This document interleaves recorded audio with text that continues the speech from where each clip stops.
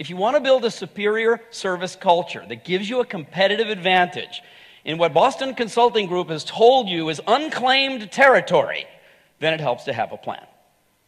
Even way back then, they were working with a plan. So they knew about where the moon was going to be and the sun and the solstice and the equinox.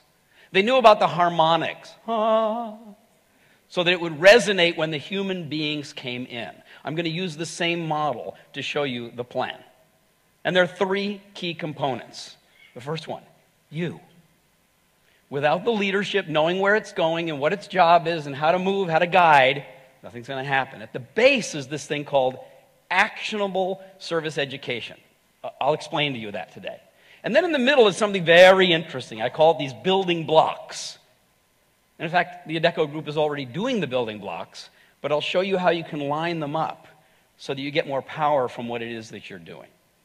Let's start with this thing at the base. What is the difference between education and training? Why didn't I say train the people? I'm using the word education instead. What is the difference between education and training? Please, turn to your partner. You have 30 seconds. What's your point of view? You train somebody what to do in a certain situation. You educate someone how to think so they can figure out for themselves what to do in a certain situation. Now, training is very important. I have a colleague, a friend of mine, who's a former U.S. Marine. He's actually been in combat. And he said, Ron, I got to tell you, when the bullets are flying, you stop thinking.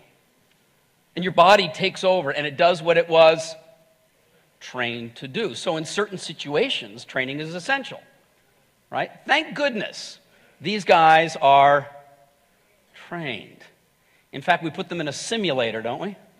And then we throw at them all kinds of tough situations so that if it ever happens, they would know what to do, which is why nobody died. Right? The minute the geese came and hit those engines and all the power went out, if you go to the internet and you listen to the recording, you will actually hear the pilot saying, my plane. Co-pilot says, your plane. Pilot starts to bring it down. What's the co-pilot doing? He's going straight for the checklist to start to read off so they could do what they were trained to do in the simulator. When this guy goes in, I don't want him to think out of the box. But at work, we have a different situation.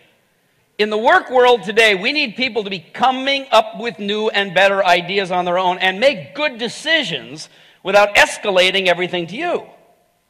So we need to bring people together and give them an opportunity to think about fundamental principles, in this case, of service.